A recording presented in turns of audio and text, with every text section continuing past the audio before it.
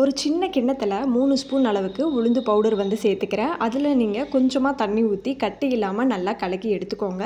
அடுத்ததாக கொஞ்சமாக தண்ணியை வந்து நான் கொதிக்க விட்டுருக்கேன். அதில் இந்த கலந்து வச்சுருக்கிற இந்த உளுந்த பவுடரை வந்து அதில் கொட்டிக்கலாம். நல்லா கை விடாமல் கலரிக்கிட்டே இருங்க, இல்லைன்னா நமக்கு கட்டி பிடிச்சிரும். இப்போது இந்த ஸ்டேஜ் வந்த உடனே இதில் நாட்டு சக்கரை வந்து ஆட் பண்ணிக்கலாம். உங்கள் டேஸ்ட்டுக்கு ஏற்ற மாதிரி ஆட் பண்ணிக்கோங்க. இதையும் நல்லா மிக்ஸ் பண்ணிவிட்டு இது கூட கொஞ்சமாக வந்து நான் தூளுப்பு வந்து சேர்த்துக்கிறேன். அப்போ தான் நமக்கு ஸ்வீட் வந்து கொஞ்சம் தூக்கலாக வந்து இருக்கும். அடுத்ததாக வந்து பார்த்திங்கன்னா நம்ம இதில் கொஞ்சமாக வந்து 1 டம்ளர் அளவுக்கு நான் பால் வந்து ஆட் பண்ணிக்கிறேன்.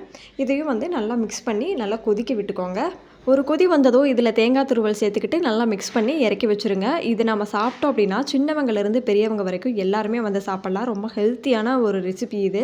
30 வயசுக்கு மேலே இருக்கிற பெண்களுக்கெல்லாம் இது ரொம்பவே வந்து சூப்பரான டிஷ் இது. இது நம்ம வாரத்தில் ஒரு 2 நாள் 3 நாளாவது கட்டாயம் எடுத்துக்கிறது ரொம்பவே நல்லது. இந்த உளுந்து கஞ்சி பவுடர் எப்படி ப்ரிப்பேர் பண்ணோம் அப்படின்னு சொல்லிட்டு நான் லாங் வீடியோவில் போட்டிருக்கேன், செக் பண்ணி பாருங்கள்.